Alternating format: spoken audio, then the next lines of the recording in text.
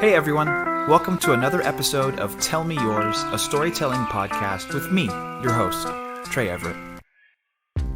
Hello and welcome to another episode of Tell Me Yours. I'm your host, Trey. Today on the pod, I have maybe one of my oldest friends. He is a brilliant mind, a great artist, an incredible poet, and he is here today with a story he was not planning on telling, and it just happened, and it was natural and beautiful, and at the end, I tell him, I don't know what you were planning on talking about, but I think this is the conversation that we should have for the podcast today. Please welcome Ryan McMasters.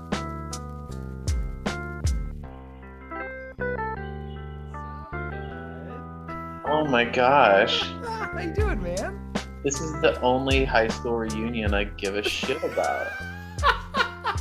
I agree. Did you go to our 10-year or no? No, I had other choices, like not doing that. Yeah, same. You like driving or flying from California? I was like, no, I'm good. I was like, I don't need to do that. Where are you at now? I'm currently in Houston. Oh, cool. I was thinking about this and I was wondering, obviously COVID like ruined everyone's lives for 2 years and it's still ruining lots of people's lives. That's that is what that is. But I was wondering because I know you would do live poetry, like you would do shows. Did that transition virtually, or did you take the, so like I still play music and I'm in a band right now, and like right. we kind of took the opportunity, like with COVID shutting everything down, just to be like, hey, fuck it, we're not gonna do anything until this is better. Right. And so we literally didn't play live together for almost 2 years, and we were like, oh wow, I think we really needed that time to not do that and reset. Yeah, exactly. So I'm curious, like, for the poetry scene or for the things that you were doing and working on, like, were you able to transition virtually, or did you kind of have a similar reaction? Let me put it this way. Mm-hmm. During these past 2 years, not to dive into the story, my dad passed in April I'm so sorry, man. of 2020. I appreciate you. I was still living with my mom, and I was focusing on like, okay, I have a background in microbiology. I literally graduated with a BS in it. So like, I believe in science. I believe in no super spread events. So not really going to do anything outside for the moment. For sure. The group that I'm affiliated with, Write About Now Poetry, look it up. It has a lot of resources. They transferred majorly for the first like year and a half of this easy mode apocalypse, like to online. Yeah. There's like a closed Facebook group that you can join, and it's like $5 a month, and you get like buku amounts of writing prompts. Oh, that's cool. So, and like April's like National Poetry Month or National Writing Month or something like that. So they have like a 30-day regimen that you can do. Oh, cool. Just to have production. Yeah. And then I think they do it at least one other time, like 6 or 7 months afterwards, like in November or December. So they have a good cultivating like situation like that. I took a break from it. I was trying to get my life together because I was very passionate about poetry. I still care, but I finally started to believe in the suppression parental thought process of like poetry is not going to pay rent. And then like I've worked at Smoothie King for 4 years. It took me a few months. I worked at a quality control, like as a quality assurance technician or quality control technician for a couple months, and now I work at this place, and I'm answering it in this roundabout way because that's just my existence. No, I love it. You were saying like COVID decimated everybody's life, and objectively, yeah, it definitely fucked people up. But it's turning out pretty well for me because I work at a place like Hush Hush, but to put it in vagaries, like I work with COVID samples on a daily basis. Okay. So like by the amount of samples that we get, like that gives me a paycheck. So I mean, like, yes, it sucks, but also being in the South and people not necessarily believing Yeah, anything, but they still have to 100%. get Yeah. tested. I'm just They're like, still getting it. Yeah. it's like if they don't care about my life, I'm not going to feel guilty about getting coin. Yeah, it's fair. So It's really fair. I get that hesitation though to be like, it's like, hey, I want to acknowledge how terrible this has been for everyone, but simultaneously this has been really great for me. Like I yeah, totally understand it, because even like the 2020, the year like when we were fully in lockdown, oh yeah, that's one of the best years I've had in a long time. Like, and it was because I you was want to talk? able to like take a breath and like take a step back and like reevaluate and reprioritize, and like I got healthy, and like I know a bunch of my friends just like, I mean, for the first couple months all we did was drink and play video games, and that I was mean, it. where are you gonna drive? That's Yeah, open. exactly. It's And so then safest option. I kind of used it as an opportunity to like really kind of get shit together, and like yeah, I got really healthy, and like so now I look back and I'm like, yeah, I understand that there was so much collective trauma during this Yeah, year, but individually it was like a great year for Trey. He did great. He did great. He did doing great. it, thriving, ascending. That's so funny. Well, that's awesome. I'm like super excited. So like so where so what's a good way of asking this? So where does that leave your relationship with poetry now? Oh, it's still healthy. Like we were slow at work, and I wrote about like the subject of hypervigilance, Mm-hmm. just like topical stuff. Like I do better in like a submission to like the paper poetry kind of situation. Interesting. Slam, my poetry worked well with other poets, but it was so layered that not everybody could get it. And Mm. I didn't have a good understanding of my body or a good control of my body to make it more performative to emphasize points. Oh, that Other makes people sense. knew their body better, and other Yeah. people knew how to work the crowd better.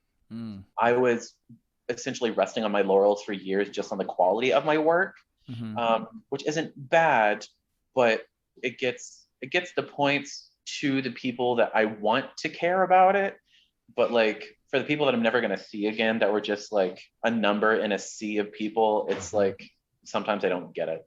Yeah. To answer your question, like I still have a good relationship with poetry. I'm not as perfectionistic about it. It's great. I am in a point in my life where like my job is the best job I've ever had. Mm-hmm. It's the best paying that I've ever had. And now that I have my own space, I want to stay there.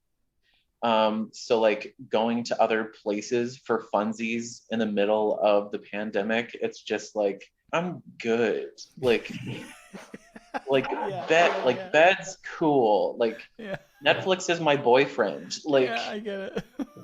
Like Shutter is basically like Netflix for horror movies. Yeah. I love it. I'm very satisfied with simple things. I'm just really thankful right now, and Yeah. I have poetry in my life, and I definitely used it as a coping mechanism. The loss of my father, I Mm-hmm. basically wrote like so many poems that could become a chapbook if I chose to like turn it into Mm. that. But it was more for processing than anything For else. sure. Yeah, for sure. And for the past year and a half, certain parts of like paper poetry, like umbrella corporations, so to speak, it felt like they were trying to capitalize on national grief and then not pay the people accordingly. Hmm. So it felt like they needed to be in timeout in regards to like what I'm having to offer. But this year I want to get back into it, For sure. because there's queer material that I'm down to clown with. I just don't want to write about the pandemic and Yeah. then hope that they give me like a taste of recognition. Just Mm-hmm. like, oh my gosh, cover my face in exposure, please. Like Yeah. No, I get that's it. not I really get my it. energy I get anymore. it for sure. It's just like going to like Battle of the Bands or something, and it's just like we'll pay you in drink tickets. It's like, Yeah. or give me something Yeah. green, Or just fucking pay me. Yeah. please. It's like we're your club's flotation device. Literally, yeah. Give us something that we can use outside of this place besides giving us a precursor for cirrhosis. How Yeah. about it? It's so crazy. Yeah. Wow. Yeah. What a concept. Yeah. Paying artists Oh before my they're gosh. fucking dead. Oh Yeah, my sure. god, I love it. Well, that's cool, man. I'm like glad to hear that because I mean, I've told you this before, like countless times. Like, I think your poetry is incredible, and I think that's like a very real talent that you have, and so it's nice that like you are gonna kind of start getting back into that a little bit more. Yeah, I seriously, you're very emphatically like one of the cheerleaders that's like a sleeper cell like consistency for me. I love It's that. just like amidst everything, like after a decade of never seeing each other in It's crazy, person. right? Yeah.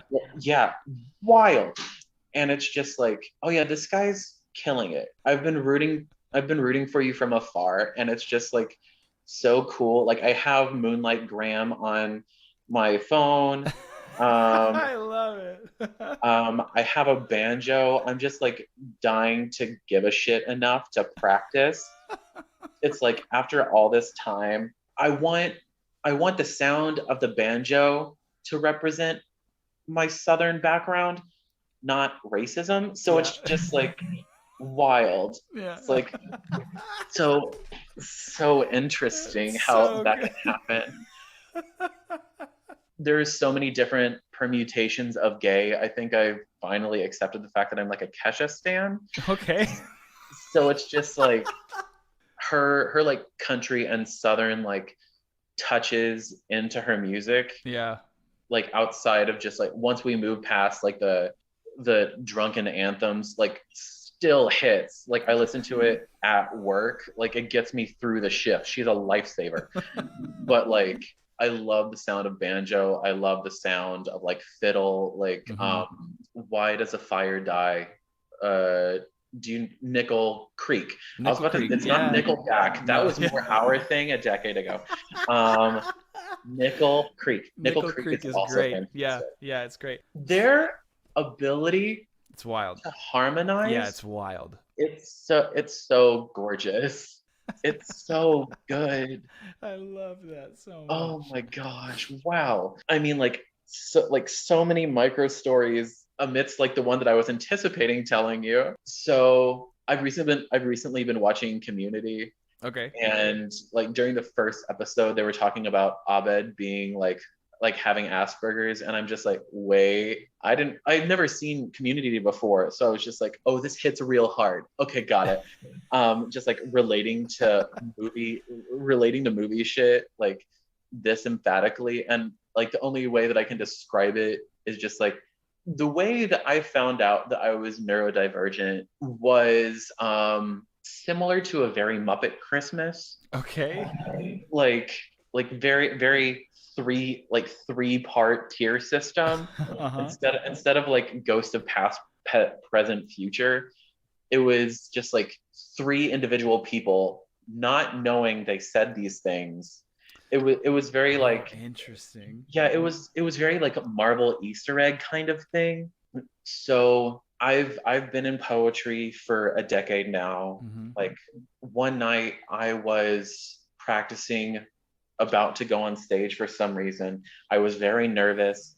Some people drink, some people smoke weed.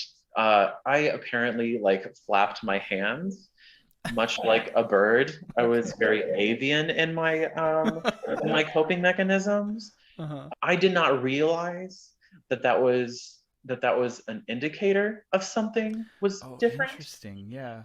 My friend Erica was a psych nurse at the time.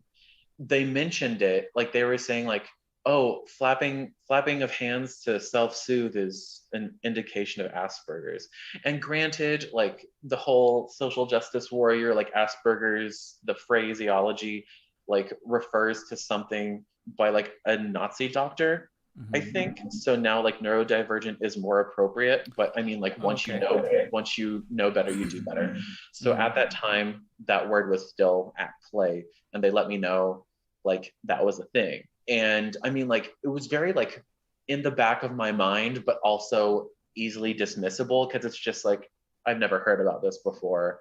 Also, like whenever we were younger, we didn't have the access to like, Yeah, 100%. yeah, like even if we were trying to be smart about it and work on it, we just didn't have the vocabulary. We didn't have like the public knowledge. And then we also didn't have the level of destigmatization that we have now. Living in Pasadena, talking about mental stuff, if you ever did, was like under the rug, hush hush, like covert operation, like the family knows about it.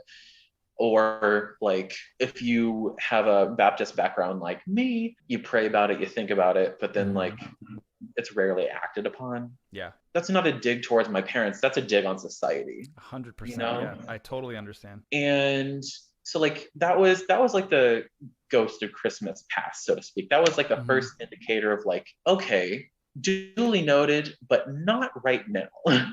Yeah.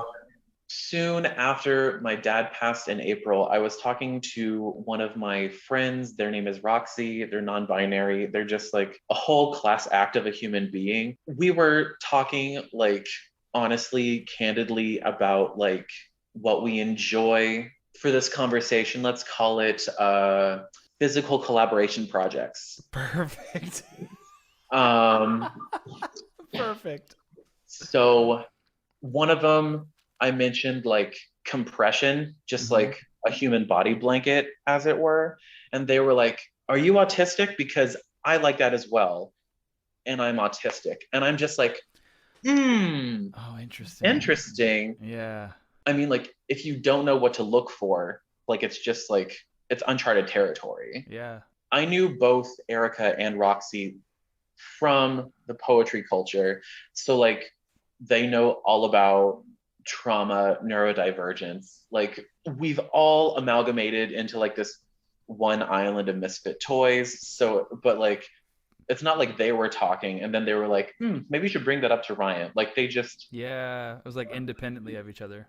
exactly. It was, and that's why I took notice. Like, it didn't feel like a conspiracy theory. It just felt like, cool, fantastic.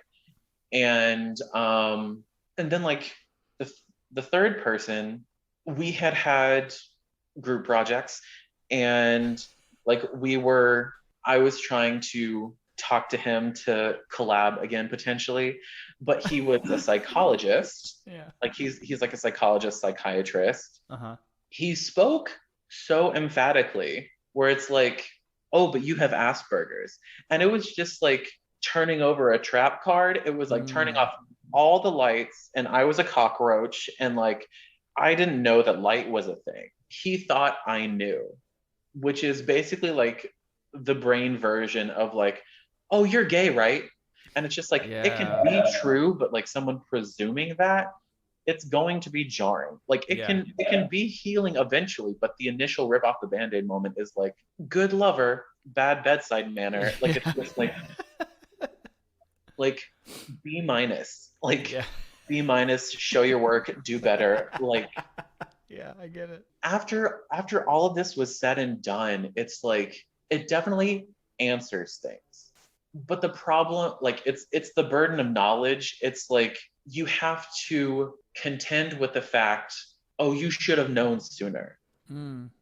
Like it's not survivor's guilt. I'm not dead. It's more like it's survivor's guilt of like not experiencing things to its fullest capacity because you didn't know how to do that. Yeah, that's super interesting. And I say this with as much care as a person on the spectrum can say it. Like, my dad was very good at letting me know what the tone of existence was. His father passed whenever he was 7. So I think as a countermeasure, he verbalized to me often during my formative years, during my later years, like the concept that he could be gone at any time. Like I didn't suffer from like toppling off this like ivory tower of like, my dad's gonna live forever, my dad's my hero. Sure. Like I didn't, it's a very macabre privilege to be like, okay, he prepared me for this. As opposed to like dads that are like, kiddo, everything's gonna be fine, whenever it objectively is not. Yeah, yeah, Um, yeah, yeah. my dad was very realistic in that way because of him putting all these checkpoints of reality into it. Whenever he did finally pass, I definitely mourned, but I definitely mourned in a way that could have been perceived as cold. But I will say this, something that I've learned after losing a parent. Like, sure, neurodivergent representation matters, like understanding what that looks like matters. Mm-hmm. It's not about being more important than neurodivergence, but it's about being more universal and like imparting knowledge for other generations. Like, no iteration of grief. Like, some people tell you to smile through the pain, some people like tell you to get back into work. Whatever you're doing that keeps you alive for the time being is good enough for the time being. Absolutely. Like, after you're able to process it, for me, it's not that I didn't care. That was something that was known and what was going to happen. Conversely, I never anticipated hearing that I would be neurodivergent. Mm. I never, like, we went to high school together. Like, Mm-hmm. intelligence and like mental like acuity was one of the things that I could have been known for. Like, being I smart agree. was Yeah, I agree. being smart was very much like I wasn't a jock, social enough to be like emphatically popular. I didn't have the social skills to navigate that kind of material. Intelligence, focus. My brain was my fortress. It was my sword and my shield, that whole Mm. chestnut. So to hear about something that was completely unexpected hurt me more, unraveled me more than my father passing away. Or to be more specific, it compounded the level of grief that I was experiencing. Yeah. Because it's like, okay, dead dad. Sucks, knew about it. Yeah, yeah, yeah. And then got a good old brain trap card, got like an unexpected pathway that's like not bad, but not regular. And I mean, like, I love being unique, but I like knowing that I'm unique as opposed to like other people telling me that I'm unique. So Yeah, yeah, yeah. with the with the whole brain of it all, not figuring it out myself was brutal. I think after all that, Oh, well, like yeah. No, that's I get that. I get that 100%. And I feel like, kind of, again, comparing it to like how you were comparing it to the loss of your father, like the loss of your father, at like, obviously that was still unexpected at some level, but at the same time it's something that even subconsciously you had been preparing for.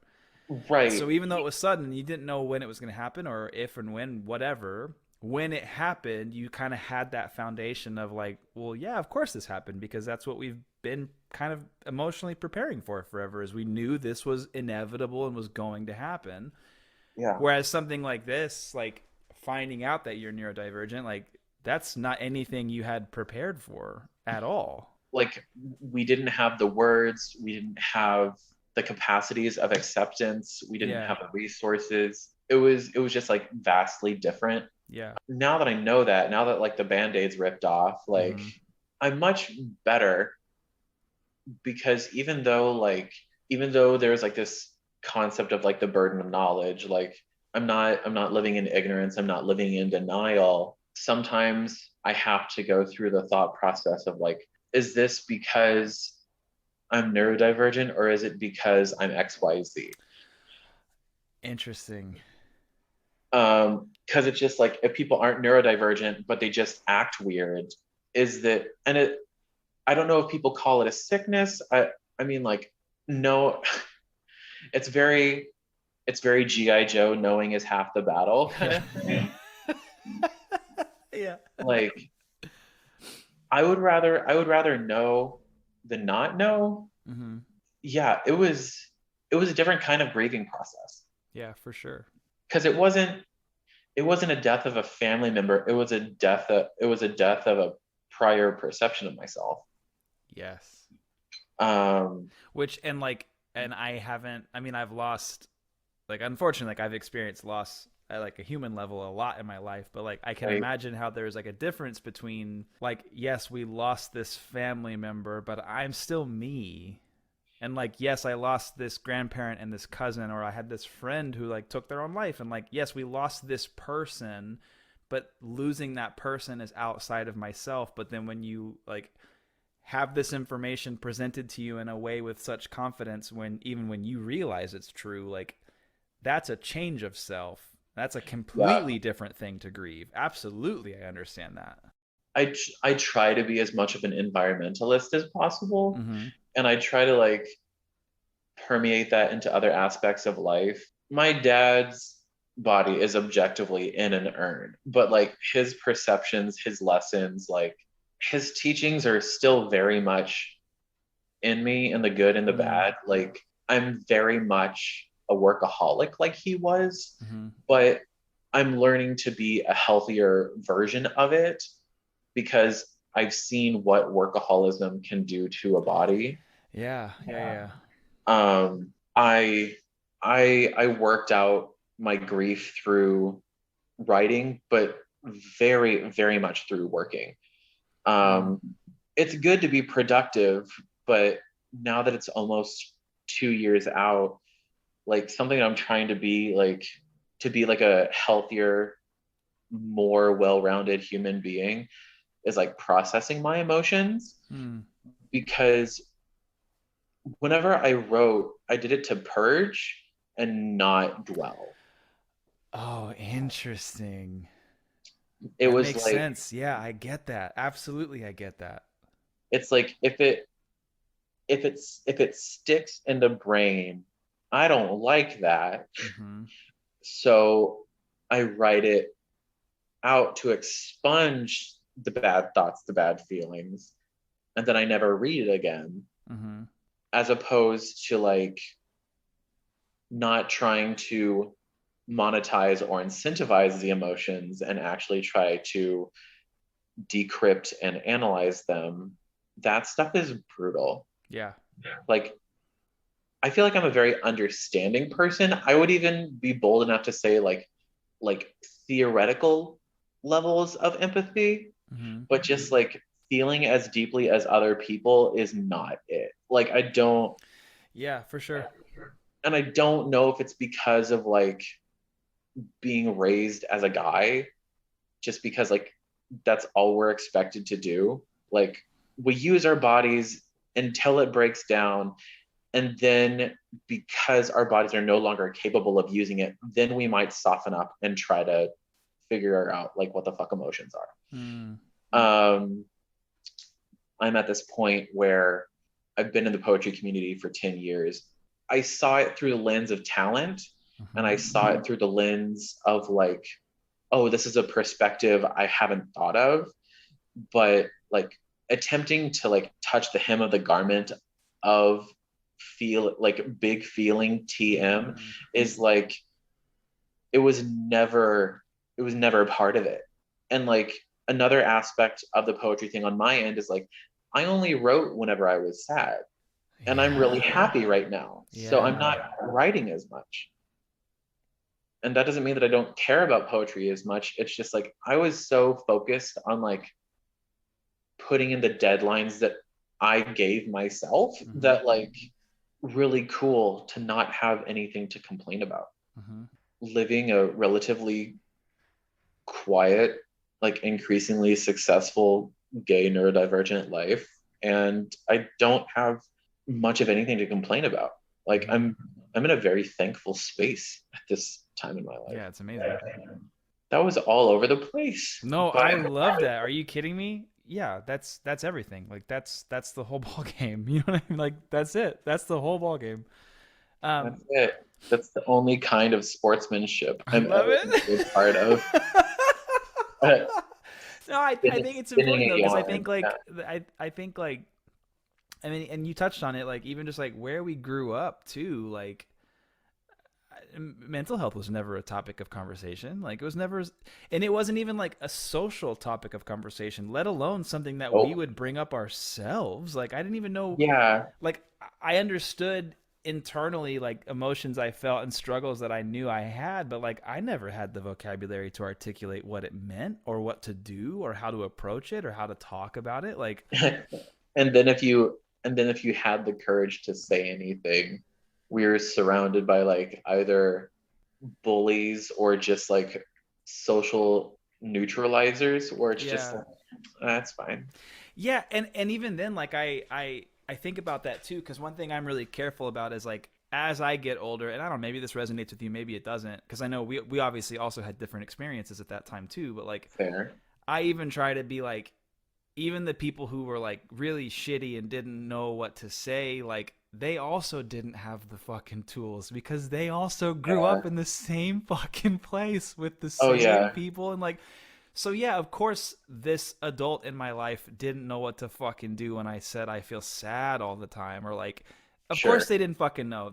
Why would they know? And so it's interesting like kind of cutting to now where you and I are both adults and like we do have the vocabulary and like we do have the tools and like you said like no one can be perfect but it's a matter of always trying to be better. Yeah. Stagnancy is poison. Like It's I hate it so wild. much.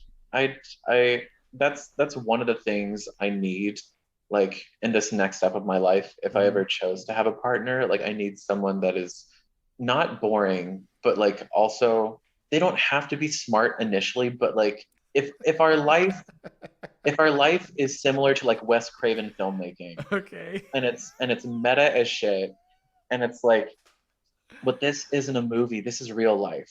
Let's say that it is a movie. I need a growth arc. Yeah, I know. Let's say it is. For this conversation Yeah. only. If it is a movie, I love it so I much. need a growth arc. Yeah. It's like I don't need to be like their manic pixie dream boy. I don't need to be like their fairy pixie game guide. I want to help. I don't want to be the only person helping. Yeah. I've been surrounded by savior complexes all my life. Like I don't want to be one. Yeah.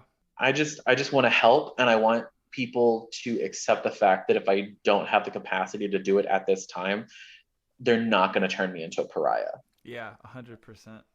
Yeah.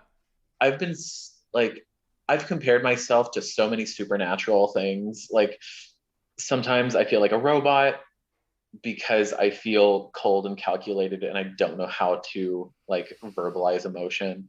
Um, I like on the neurodivergent side, I feel like a vampire because like I need someone to invite me into something, Oh, or interesting. else I feel Yeah. like I'm a burden and Yeah. like an imposition. And I would rather be alone than be someone's negative bucket. For sure.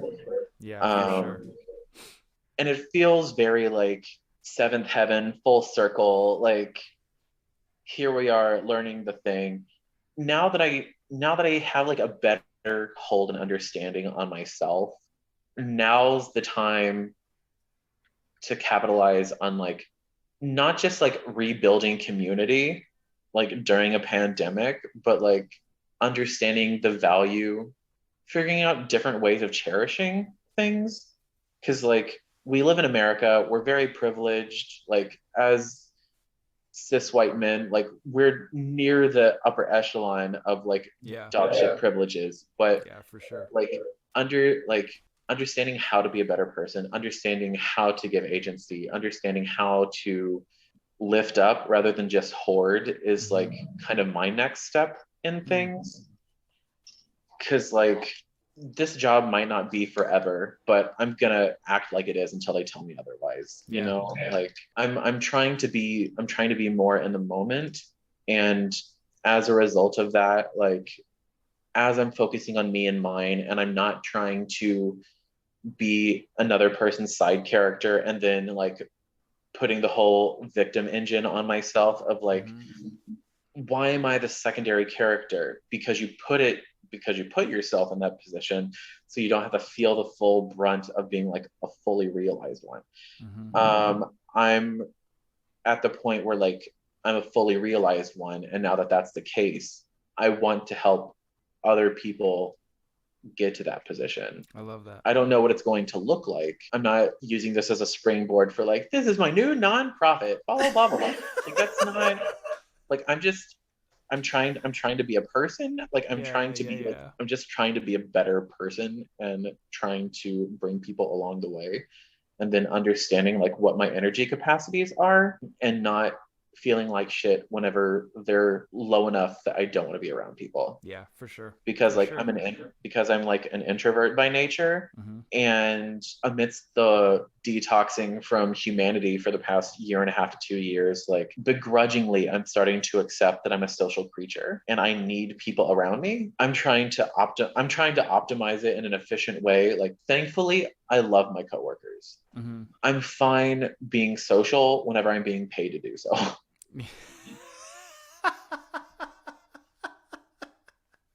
It's like Truer words were never spoken. it's like it's like I don't know everyone's last name. Hmm. You have a good heart. Your outfit's fierce. Um, Thank you for letting me know about that deeply overshare. But Yeah. I mean, like, I'm still on the clock though. Like, Yeah, yeah, this is yeah, where yeah. we're at. Yeah. Oh my gosh, that is so funny. That's so true though. I've seen multiple memes of like how there's like an 18-year-old with like a 40-year-old coworker and they're just like, oh man, where's Harold? And I'm just like, I'm fucking Harold. Yeah. Like I'm the Harold. Like I am 33 and I'm surrounded by people that are like mid to low 20s and I'm just like, oh, have you heard of back pain? You're gonna in like 6 years. I hate you. Like I'm these people Harold. can grind out so many things. Oh And my I'm just god, like, that's so funny. that's so cool how you don't have to do extra stretches to exist tomorrow. It's so bad. Oh my god, that's so funny though. Like following in my father's footsteps in a healthy way. It's just like I have the work ethic, I have the focus, Hmm. I have the willingness to help other people, but I'm trying to work on my body and not like burn the candle wick at both ends. Yeah. And like, sure, odds and ends, back pain, that's just age. But I'm trying really hard not to like inherit the diabetes that he had. Hmm. So that's currently where I'm at in my healthy mindset. And like I'm 33, I need to be smart about this. They're the hares, I'm the tortoise. This is where we're at. I'm just trying to be like decent human being with quality boundaries and healthy decompression techniques Yeah. uh, out in these streets, or not even out in these streets, up in this apartment, up in this apartment. Up in this apartment. I love it. I mean, yeah, that's. I think that's all any of us can hope for. You know what I mean? Like Oh yeah, but then you have to so actually much. give a shit and do the And work to do it. Like it takes work. Like it takes work to relax for me. Like yeah, I get like it. that's why it's like one of the lines my most recent thing is like the closest thing I have to peace is hypervigilance. Mm, It's just like, oh, you hear like, and you think that's great. I hear silence and I think of horror movie tropes. Like mm, it's just like you think of serenity. I think of calm before the storm. Like this mm, the maybe that's just because my parents were, my current parent is like they're very cautious people. yeah, yeah, yeah. So I mean like that passed on unequivocally. And I don't feel bad about it, but it is something that I have to work against using my body until it's like whittled down to nothing. Mm. I'm trying to find ways that like can calm me down in a healthy way. Sorry. No, are you kidding me? I love it. Now I get to practice like constancy and Hmm. consistency and like living in that space of appreciation. And the fun part about growing old is like you have this compendium of bullshit that you've had to go through. And then as a result, it's not that you're cold, it's that you have standards that other people aren't deserving of having around them. 100%. Yeah. There are people that want you for your energy, but they have nothing to give back to you. So it's Yes. completely one-sided. Yeah. And living in a pandemic period is draining enough. Mm-hmm. And there, have you heard of the game Dead by Daylight? Mm-mm. Get into it. Okay. So I know you're a movie buff because like your background has been in film.